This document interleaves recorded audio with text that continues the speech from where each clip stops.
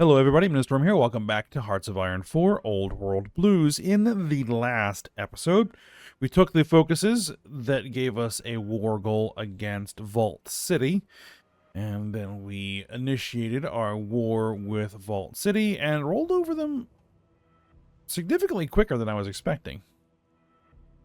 So, we absorbed them, and now we are redistributing our forces to look at Nevada Free States and MODOK to bring them on board.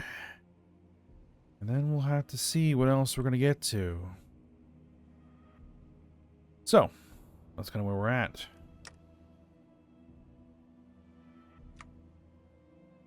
So what...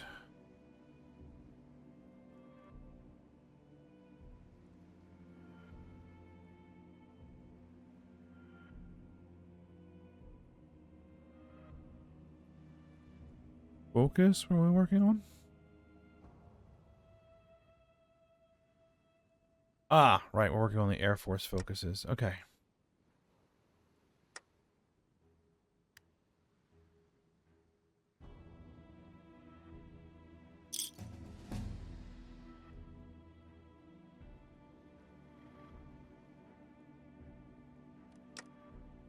We're working on training up our army, adding new motorized divisions.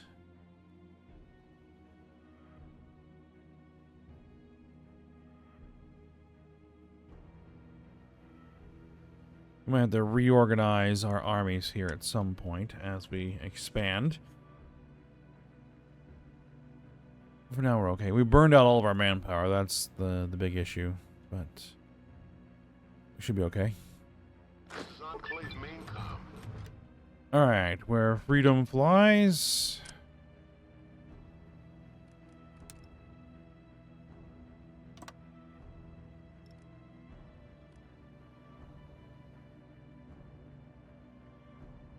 Can we do it from the other? All right, that's fine. We'll do it that way. I just want to have both sides initiate. Okay. The Air Force, following the Great War, took a hit harder than anyone, even the Navy and the Pacific Fleet for a time, but the Air Force lost nearly every single aircraft in its arsenal that made it the mightiest Air Force in the world at the time. All that remained were the vertibirds stationed on the rig, which became the backbone of the Air Force, and the workhorses of the Enclave. Now, times have changed. The Air Force is ready to restore its old power and make it more than a few flights of vertibirds flying over the wasteland. While they have forgotten the venerable vertibird, their priorities have shifted somewhat. One of which is the revival of Air Industry Command, which Air Force commanders hope will catapult the Air Force ahead from simple prop monoplanes to the mighty nuclear jet fighters of the pre-war era. Likewise, the Air Force is ready to start a program to return fixed-wing aircraft to the skies. We have the resources for all three, but time is of the essence right now. Alright, we gotta figure out which focus I want to complete right away. Not that it matters that much. Add Air Force workhorse grants the VBO-2 gunship, the transport, and the VBO-1 vertibird. Just gives improvements, reliability, and everything else. Okay, production costs. Air Industry Command. Fighter production cost, close air support plane production cost, bomber plane production cost. Add fixed wing return, which grants fighter production cost, close air support plane.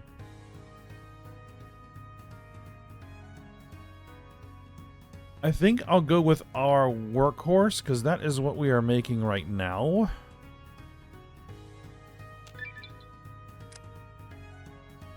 And then we'll just grab the other two real quick.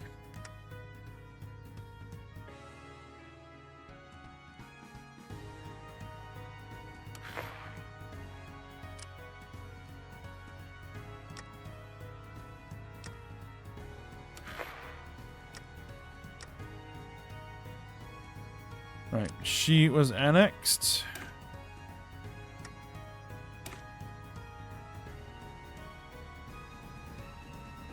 No, I can't add anything new there. Prop rotation. Let's see.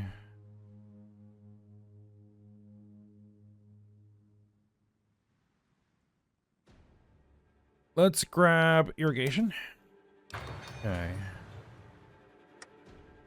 Now, what I was looking at... Enclave here. We can't edit the rapid response divisions to include new... Like, we want maintenance. We want...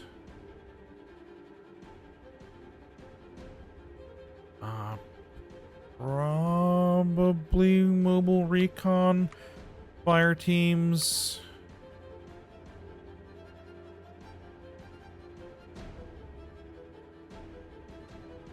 Anti-tank, and you know what? Let's give them dogs. There you go.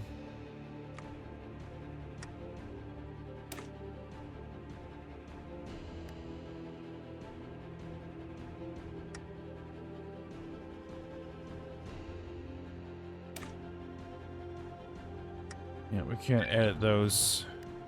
Alright, Air Industry Command is complete. Return of fixed wings.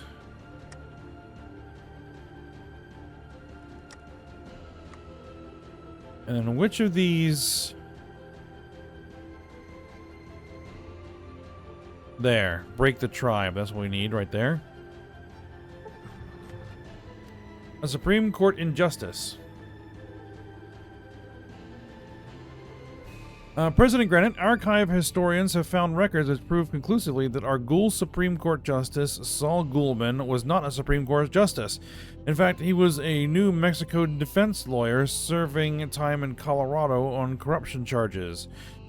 Some think we should get rid of him, but we have to admit, he's actually done a decent job defending the rights of the common man in court.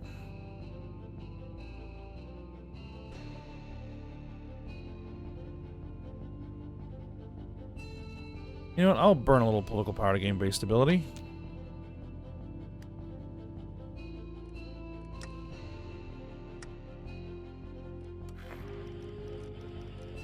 We do need to worry about our political power, though. The second battle for Hoover Dam. Everyone knew that this day would come. Once more, the Legion assaults the dam, and once more, the NCR seeks to repel the assault with whatever means it can.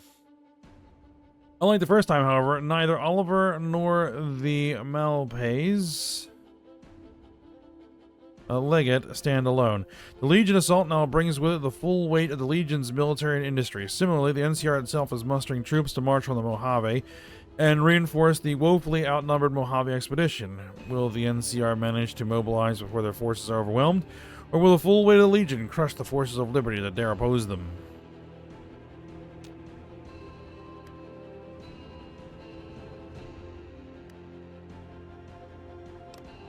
Are they properly at war?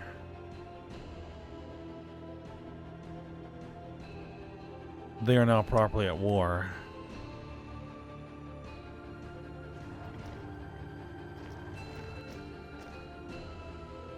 Send your troops south.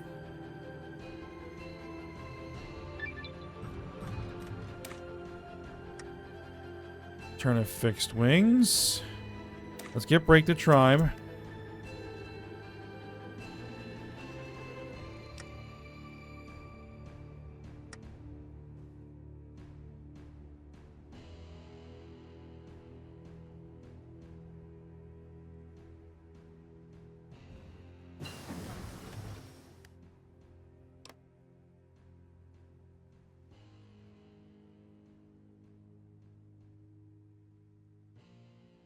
Alright, low caliber ammunition.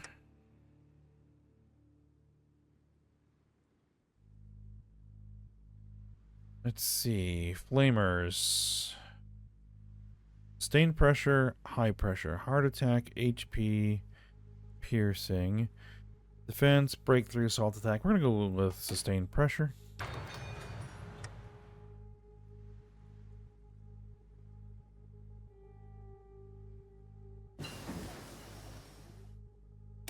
Mobile maintenance crews, that's done.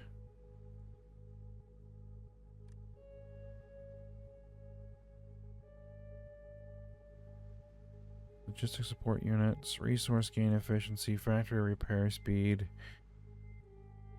Let's go with tire profile.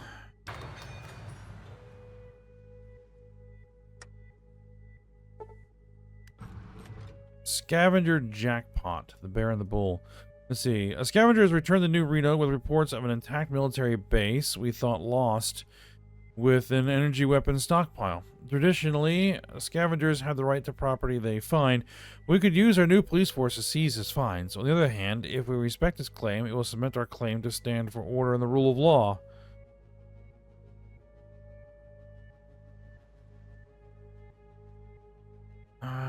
200 units of laser rifles. And what just happened there?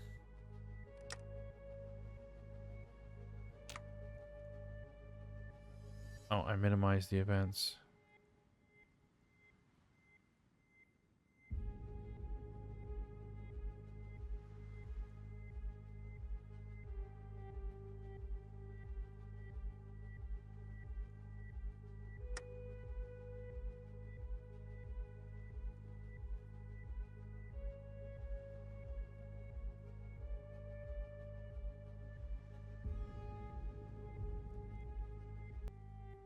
Okay, the Bear and the Bull. Word has reached us that a full-scale war has broken out between the New California Republic and Caesar's Legion. Regardless of our personal feelings toward the two nations, we must carefully consider our position. Should one nation conquer the other, resulting superpower may threaten our very existence. Our covert operatives believe that they can bring the war to a standstill by means of sabotaging supply lines.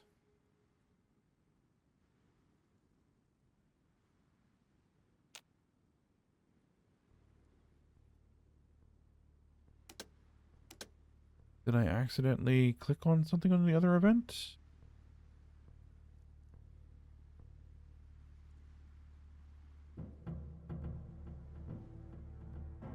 Well, maybe I did.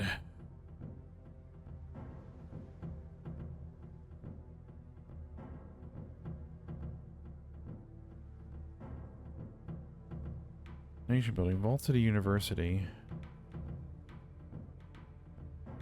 We spend 300,000 bottle caps to gain legitimacy.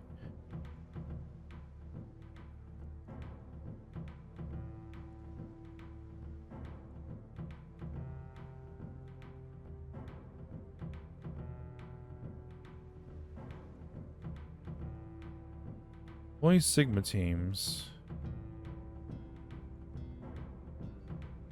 Oh, that's for a limited time.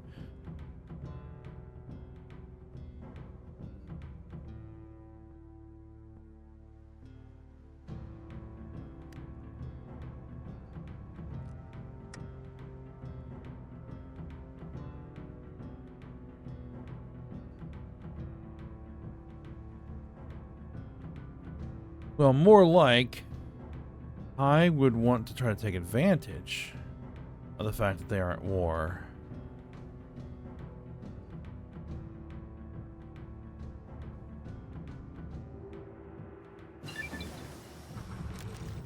Break the tribe. Research finished recycling. Get basic foundry. Research that.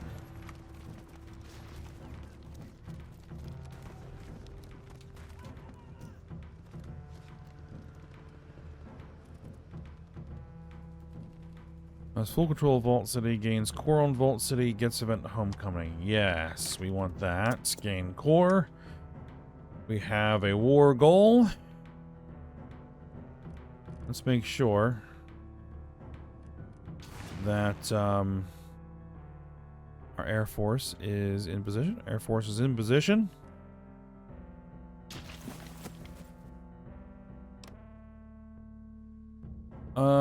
Declare war.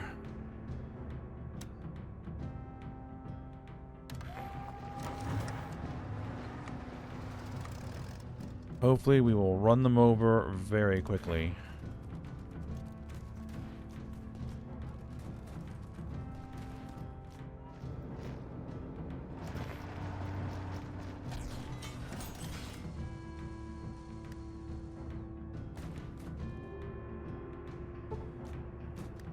Rogue Rangers demands territory. The Rogue Rangers, the audacity to demand us of us territory. How shall we proceed? Should we crush their miserable ambitions at once, or should we delay them by giving in for enough time to deny them utterly? We need to make a decision at once before they take our silence as a sign of disrespect and decide to retaliate on their terms. We cannot allow them to seize the initiative.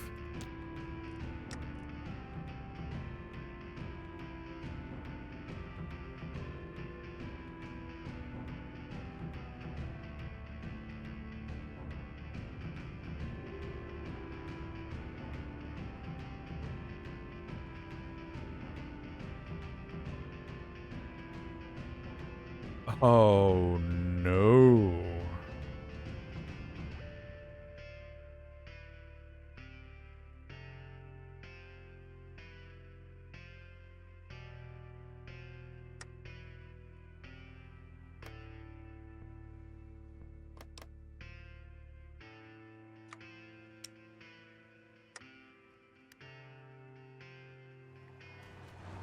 Alright, we're gonna end this quickly.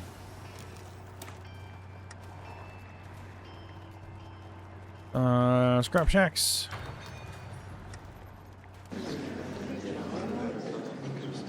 Alright. Annex them.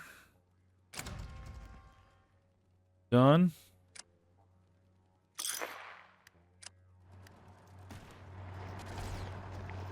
Enclave here. Get in there.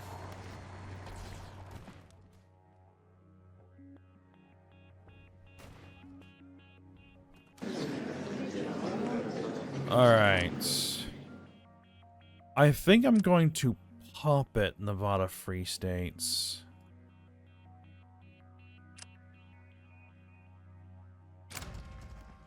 For now. This is Enclave Maincom. This is Enclave Maincom.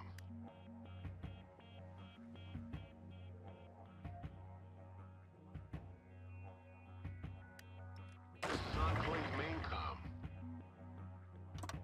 Enclave here. Let's get our forces down there. Alright, Vault City and its corresponding suburb of Courtyard was once the home to many of the Enclave refugees who survived Navarro, and it was here many made their home. The elderly settled here, and the next generation grew up in these streets, and the next generation has been friends with many of the other city children. Yet now they return not as fellow citizens, but as conquerors, gazing over their former comrades from behind the eyes of power armor. Perhaps it was wishful thinking on Granite's part to use the former residents to assault the city.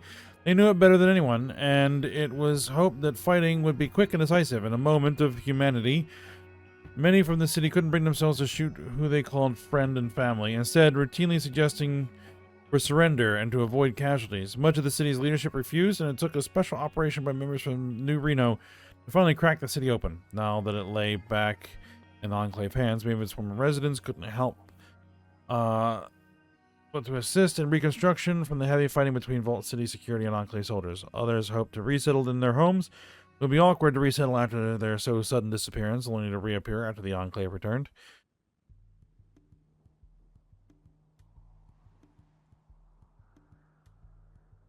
Let's see, army experience, base stability, command power, and manpower. I'll take the base stability and manpower. The command power is not that useful right now.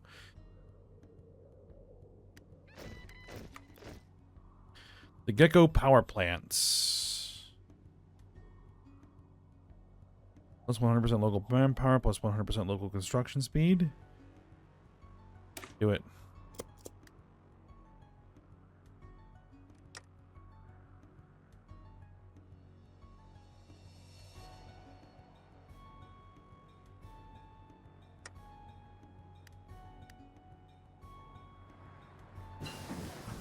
You want to try something?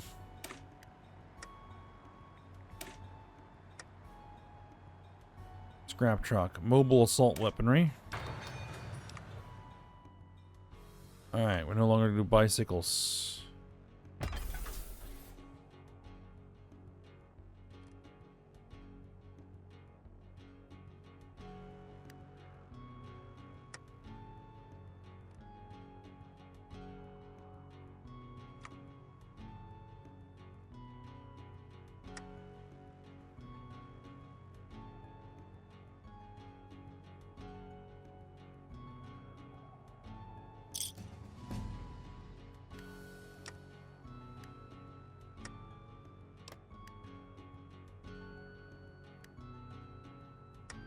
Alright. You have a war goal. You're gonna do anything about it? Rebuild the power grid. Do it.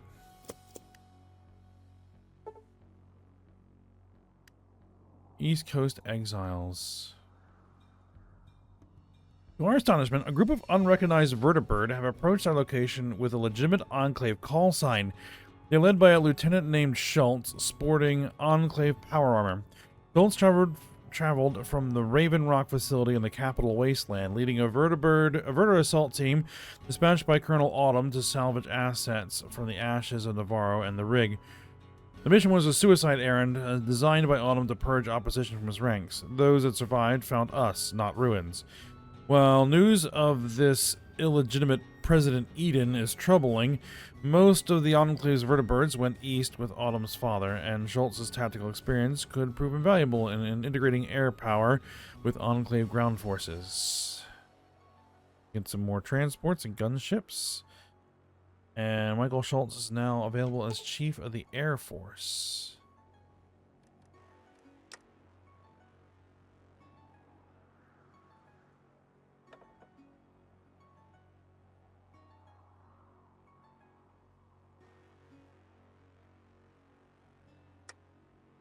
Stepping off the last vertibird, Schultz was quick to inform everyone that the commander of the operation was none other than George Harrison. No one had the slightest idea of who that was. Some didn't even know what that was. Fortunately, some of the older members of the Enclave mentioned that it was the civilian leader of all military assets of the United States military, answering only to the president himself. Harrison introduced himself to Granite, who was more than happy to receive the Secretary of Defense. After some introduction, Harrison described a falling out with the East Coast Enclave, and he was sent west to give the expedition some authority. He knew, however, it was the same as the rest, a way to get rid of him. Suffice to say, he was glad his expedition wasn't in vain. Alright, Enclave Vault Research Control. Several technicians working on the Gecko nuclear power plant have been tinkering around in the plant's mainframe via some of the terminals. It appears they found an emergency data dump from Control Station Enclave, the rig. It turns out the plant was hooked up to the old Poseidon net just before the rig blew up, and the automated emergency system sent the data transfer to any and all sites with a large enough storage to contain the history of the Enclave. While this normally would be seen as great news, it seems the proximity to the damaged reactor has corrupted the data sent. We got a history lesson, a few banners, how to correctly display the American flag, ranks, but things like scientific data and other more vital pieces of information have been corrupted. One, however, was not. The data from the Enclave Vault Research Control. Our monitoring of every vault across the country, as well as the secure signals for our monitoring equipment, has been sending out all these years. There were always rumors among the old-timers about the vaults, that why so many fell was because of sociological data we gathered from them. However, that was always concealed by the higher authority, so it's event Project Safe House.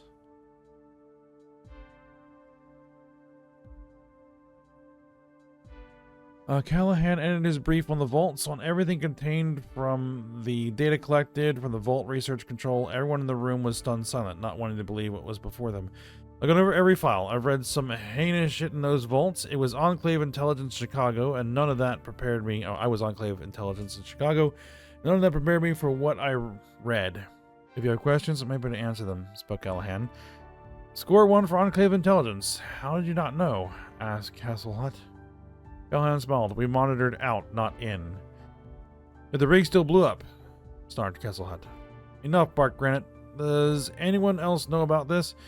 I briefed the technicians. They are sworn not to say a word, replied Stevenson. As of now, this is the only group that knows. It needs to stay this way. If word ever gets out, argued Kesselhut. Granite sat at his desk, massaging his temples.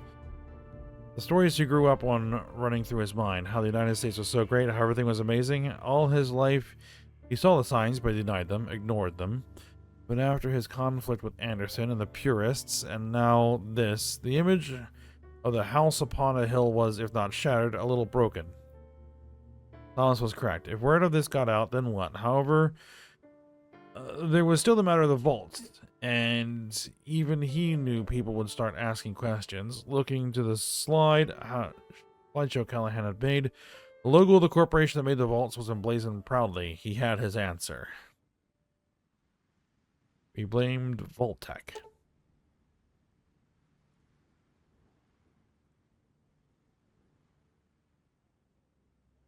It's called a rug. Sir, asked Callahan. I don't care. Download all those files. Lock them in some very hard master lock safe, and we never speak about this. I didn't beat that blowhard Anderson just to have everyone riot and shed tears over this fact. For the first time, we stand a chance at achieving the Enclave dream. No, not the one where we wipe everyone out, the one where we bring America back. Everyone knows about the vaults, all the horror stories that come from the scavengers. As far as the Wasteland is concerned, it was all Vault-Tec. Vault-Tec for profits had to rebuild the Wasteland. Why change 200 years of common knowledge? Because we found the file. The signs over the group as they mold over the plan. Granite took advantage of this. It's been 200 years. Those who made up the plan are dead, and those who suffered from it died not long after. I've seen some failed vaults myself. Very few made it past 2200. We pinned on pre-war Vault-Tec executives, and we call it a day. If anyone has objections, I keep my pistol loaded. Now, Callahan, those holotapes.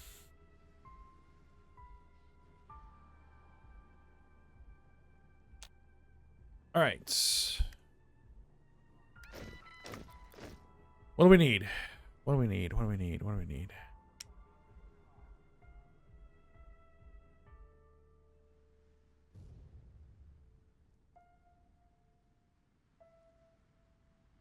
We're not manufacturing the light machine gun.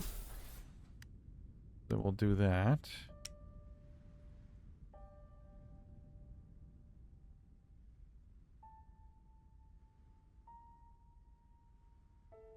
Are we manufacturing the flamethrower?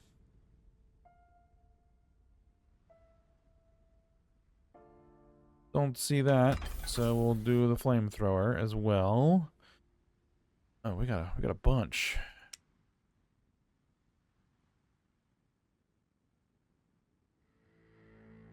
Urban power armor crowd control gear.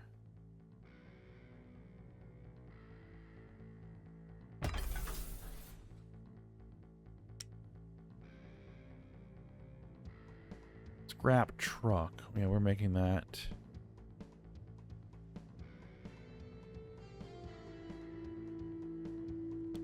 You know what? Let's get those cranked up a little bit.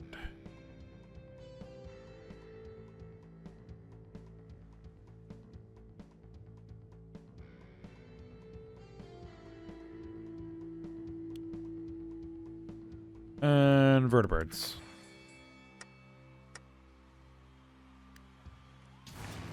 And speaking of,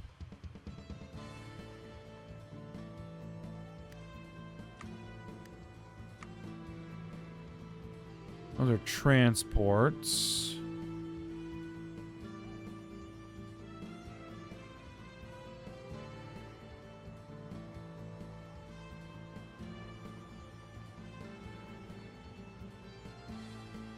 VBO2 gunships.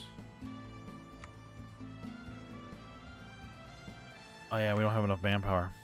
Right. Buried with prejudice. It was an unassuming safe at the bottom of the Sierra Armor Depot, tucked away in a storage room filled with cleaning supplies. It was supposed to be used for more industrial level cleaning products that the pre-war products use some powerful chems. This is the excuse for the master lock on the safe itself. And a false back. That was the security measure Callahan added. If you couldn't tell, unless you were intimate with the dimensions of a security guard series safe, behind it was a set of 4 holotapes that contained the recovered data for Project Safe House, locked away where no one was ever going to find out about it. Callahan closed the safe and remembered back to when the rig went up. As Mentor and former commanding officer had to explain how no one could predict a tribal gaining access to the most secure location on the planet. The answer? The President Callahan classified the fact that there was a ship capable of transport toward the rig and could get past the defenses. The president classified the fact that any and all naval assets have been sunk or been sent elsewhere, leaving the rig vulnerable. The president classified the fact that dozens from the mainland were brought aboard for experiments and that someone may come looking for them. Any concern was silenced, and those who refused were exiled, executed, or erased. In a wasteland where anything can happen, a tribal got aboard the rig and blew it up. All because the president classified something to save face. Now here Callahan was doing the exact same thing that got the rig destroyed, bearing evidence to save face and protect the honor of the Enclave. Next time, he thought.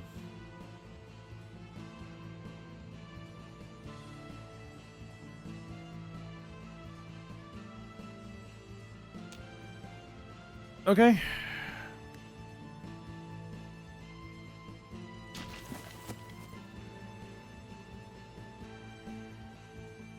Well, we have the whole front covered. That's good. And there's the war declaration.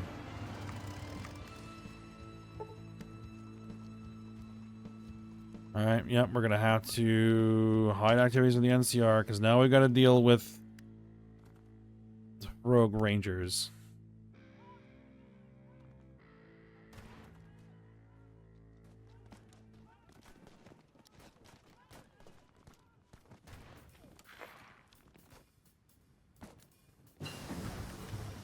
Alright, irrigation. Basic aquifer.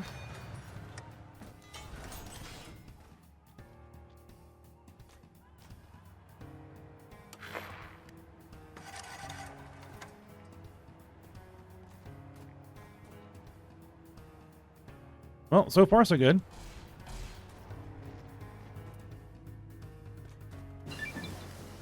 Rebuild the power grid. Research for a civilian power grid.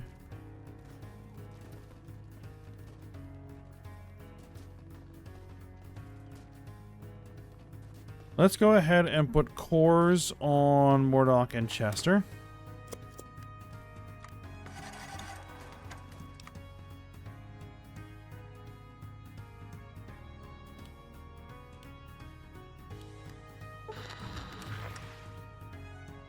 The deal with the devil. Volp stood at the banks of the Rio Grande, his mask hiding his true feelings as he stepped onto the boat.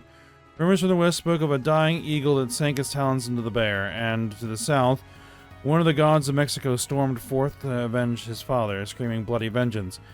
As the ghouls silently rowed Volp's boat across the river, he thought of great Caesar's words. Caesar predicted that a computer could never surpass a man, and so the real threat lay to the west, and the god's servant spoke of trade and a treaty, a promise of assistance should the United States Army ever march.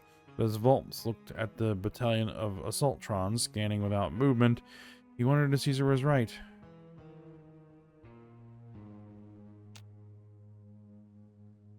One more of our states has lost connection to our power grid. It is no longer a core of New Reno.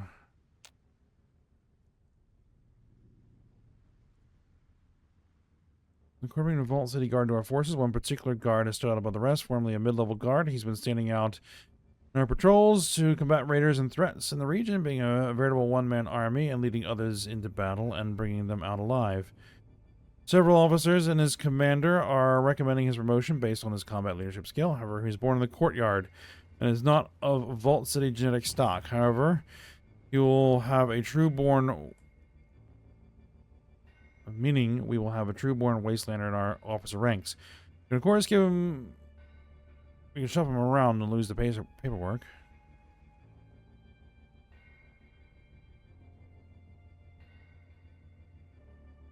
Alright. Barney Calhoun becomes a unit leader. Okay.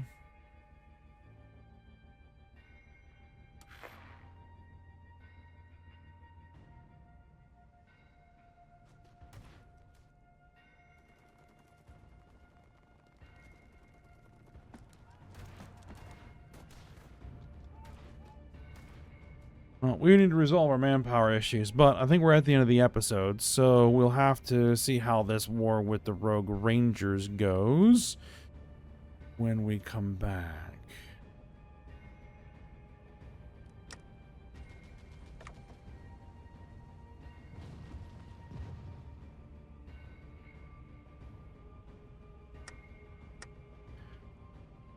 But for now, we'll stop here. So I hope you guys enjoyed it. Thanks for watching. Go ahead, like, subscribe, and comment, and I will see you next time.